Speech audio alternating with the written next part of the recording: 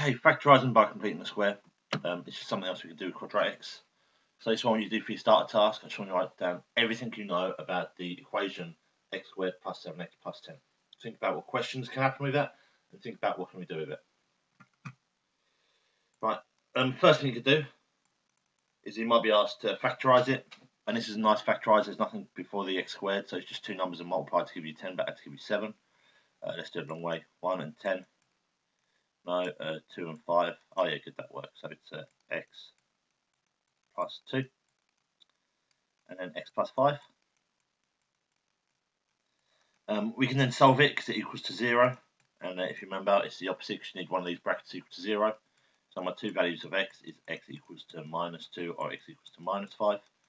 There are other ways we could solve it. We could use the quadratic formula. I'm not going to write out with my mouse, but minus b plus or minus the square root of b squared minus 4ac over 2a. Yeah, we can complete the square if you already know, but we're going to do it in this lesson. The other thing we could do, we could use iteration to solve this. It's a very unusual thing to do, but it's something we can do. I wouldn't recommend it, but you can do. And also you've got to think, if this equals to y, we could draw it. Yeah. And if we've got a little graph here, think about it. It's quadratic. It's a positive one, so it's going to be like a U shape. We've got two solutions actually, which is 2 and -5, and plus 10. So it's kind of like that. Just stuff that we can just do with this. Anyway, let's do completing the square. Right, x plus 3 squared. If you'll be asked to expand it. Now, if you want to expand it, people still get confused, but that squared means I'm just timesing by myself. So it's really x plus 3 times by x plus 3. And then I'll just expand this, yeah? So x times x is x squared. X times 3 is 3x. I'll move on to the 3. 3 times x is 3x again. And 3 times 3 is 9. Okay, now for all these, my two middle terms should always add together. A few situations where it doesn't. So I've got x squared plus 6x plus 9. Okay, that's all you've got to do. So it's your starter task, expand them. Yeah, you should notice a pattern. There is a real quick pattern that you should notice. Okay, and then when you've noticed it and you've found a pattern, use that to factorise ones below. Yeah, okay, go guys. Obviously the yellow ones are harder and the green ones are a bit easier. It's only really the green ones you've got to pay attention to, so please don't just skip on to the yellow ones. Pause the video. Here's your answers. If you got them all right. Okay. And now look at them. Yeah, like let's focus just on the green ones. Are there patterns going on here? Now really the pattern you should notice is that my middle number is going to be this one here doubled. Okay. And my n number is going to be that one squared. So I don't really have to do a lot of expanding. I can just look at this one here. I know my middle number is going to be 2 times 10, 20. And my last number is going to be 10 times 10, which is 100. And it's just a nice quick way of doing this. Okay. And the same with factorising. If you see the pattern where this number halved is that one squared, you know it's going to be in the pattern of like something squared. Okay. Now look at this one here. Let's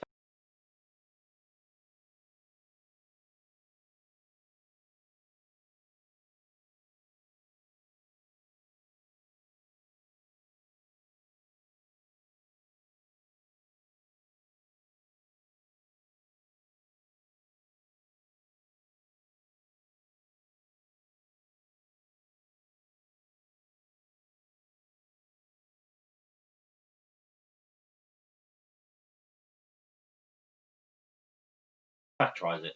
I've got a pattern here. So if I halve that, I know it's 2, and 2 squared is 4. So I know it's going to be x plus 2 squared. Perfect. Okay. Now using my previous answer, which I've left here, what do you think? Which one works? Well, the question is 1 less. So it sort of makes sense. My answer is also going to be 1 less. So it's going to be x squared minus 1. So what I'm really doing is I'm trying to I'm using this one here, but I'm doing something towards the end to make it look like my question there. Okay, let's do another one. That one there. Oh, it fits the pattern. Okay, that's good. Because 6 halves is 3 and 3 squared is 9. Good. So,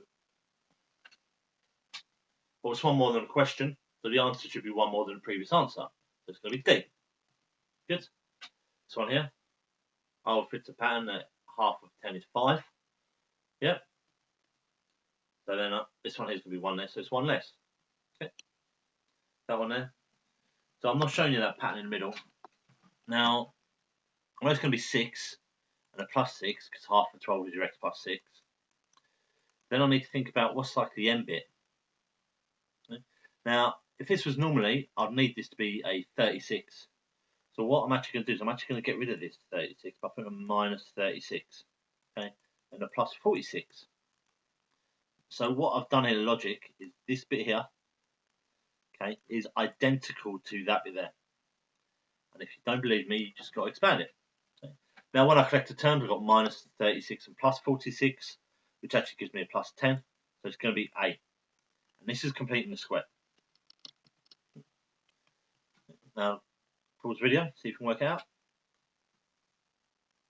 So I'm going to put 10 here because I know 10 is half of 20. So it's going to be x plus 10 squared. Now we're minus 100. And I'm minusing 100 because it's this number squared. And plus 80, because we've got 80 here.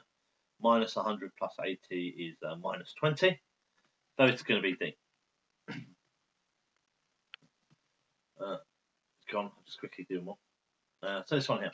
Let's complete the square. Now the first one is it's going to be x plus something squared. It's going to be half of this one, which is 1. Okay. Then I need to subtract 1 squared. Okay, and I'd normally add anything else that's on here, but there's nothing on here. So that's already completed the square. And again, we could expand it. We'll get back to our question. That one there. So we'll start again. So I know it's going to be x plus something squared. I look at this number, I halve it, so it's 1. Then that's minus 1 squared. Okay, then plus 5. Minus 1 squared is just 1. Okay, and minus 1 plus 5 is 4.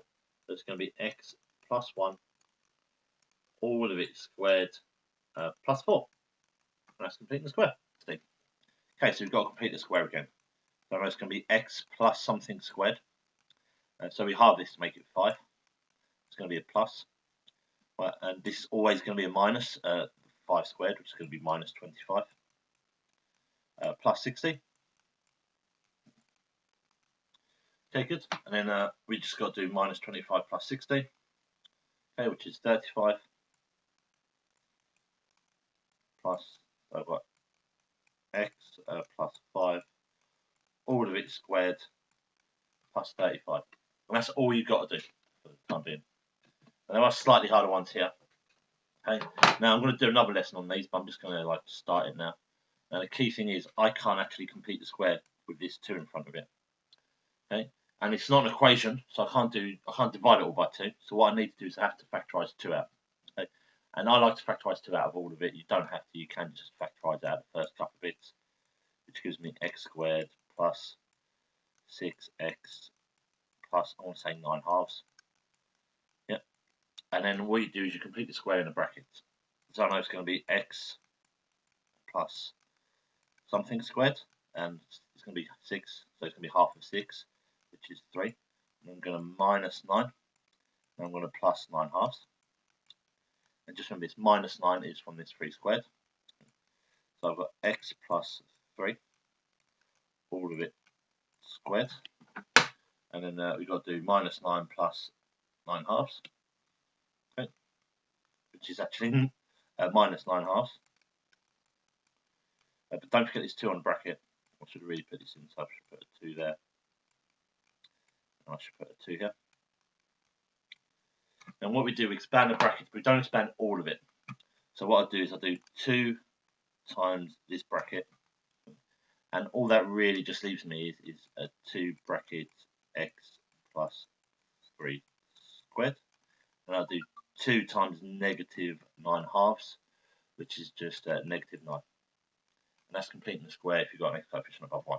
Okay, but as I said, I'm going to do another lesson on that. Here's the ones to do. Your green ones are easy, yellow ones are mediums, and your red ones are hard. Yeah, so I expect the yellow ones really to be done. Right, pause the video if you need to.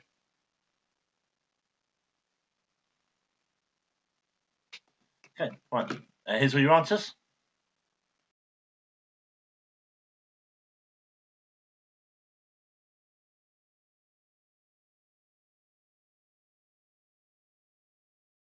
solve by completing the square.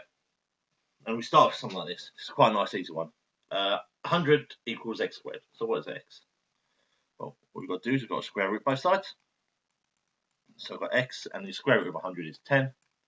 So you can go away thinking that you're happy, but that's not strictly right, because there is another square root of 10, and that's minus 10. And you have to acknowledge both answers. And what I like to do is I like to give a bit of space in between, and we actually write some answers. Some people actually like to do plus or minus 10. But I think if you're dealing with whole numbers and you get a whole number answer, I think you get a mistake there. Okay. So this one here is clearly going to be, oh wait, what is going to be? Right, it's just a square root of 2. You've got your positive square root of 2, and you've also got your negative square root of 2. Okay, which equals x. Okay, we've still got to acknowledge the positive version and the negative version.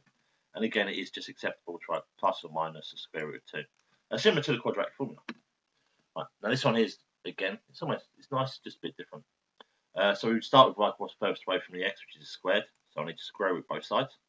Okay, so I've got minus 10, or I've got 10, and that has to equal like x plus 1. But obviously we want to know what x is, so I need to minus 1 from all sides. So I've got minus 11, or I've got 9, which equals x. And if you don't believe me, substitute minus 11 into the equation, see what you get. Substitute 9 into the equation, see what you get. In both situations, you should get 100. Okay. Okay, so you might be asked, so we've got this one here, we are going to be asked to solve this by completing the square. Now, in your exam, if it just says solve, you can do whichever method you want. Okay. In this example, I would actually try and factorize, because factorizing is a lot easier. And I know that there's two numbers and multiply to give you 9, but minus 9, but add to give you 8. But it can say solve by completing the square. The important thing is, if you complete the square, or if you use the formula, you can use whatever, you can solve any quadratic equation in the world. Yeah, factorizing only works for a certain amount. So let's factorize by completing the square. So I look at the middle one, which is 8. I'm going to have to halve it to make it 4. So I know it's x plus 4, all of it squared. I'm going to have to minus 4 squared and then minus 9. Okay, minus 4 squared is 16 minus 9, which makes that into minus 25. And then I'll add 25 to both sides to bring it over. And this is similar to the questions we just did. Okay, and so then I have to square root both sides. But remember, I get 5 or minus 5. And I just like writing them both in two separately, just to consider them both. Okay, to get x on its own, I have to subtract 4. So I've got to subtract 4 to all sides, which gives me a 1 or minus 9. Okay? And again, you can substitute them back into the original word equation to see if it works, and it should work. It does work. This one is a bit harder. Give you a bit of time to work it out for yourself. Pause the video. Right, same rules as before. You just might not get a whole number answer this time. So the 10x, the one in the middle, I would halve to make it x plus 5 squared. And you have to minus 5 squared and then plus 10. Okay, and just remember this 10 is the same 10 as above it, it's the same number. Okay, minus 5 squared is 25 plus 20, and then minus 25 plus 10 is minus 15. I'll bring the 15 over. Okay, then I square root both sides. Okay, I can use them plus and minus, which you tend to do for the square roots because it doesn't really matter that much. And I'm minus 5. And just to be clear, there's two answers here. You've got minus 5 plus the square root of 15. And then you also got minus 5 minus the square root of 15. Okay? But it's fine if you want to write both separate ones, or if you just want to write it with plus or minus. Give you one more. Okay, x plus 4, because half 8 is 4. Minus 4 squared plus 2. And minus 16 plus 2, which then makes it minus 14. Okay. Bring the 14 over by adding 14 to both sides. Square root. It's just a square root of 14, because 14 is not a square number. Okay, then I'm minus 4 from both sides. And that's my answer. Okay. Give you one more. I'll be quick with this one. A half 14 is 7. So we're going to have to minus 7 squared add 56. That's minus 14 plus 56, which then makes it plus 7. Okay, bring the 7 over. Okay. Square root both sides. Okay. Now, something interesting sort of happens here. Yeah. Just type into your calculator square root of minus 7. You actually get like a number that doesn't work. Yeah, because we don't know the square root of minus 7. But you could argue it still works. So I still could do minus 7 squared and then minus 7. And there still are two acceptable answers. They're just not real numbers. Okay. Here's questions for you to do. Obviously, easy, medium, or hard. You have to make them all equal to 0, which is why the red ones are a bit harder. Pause the video.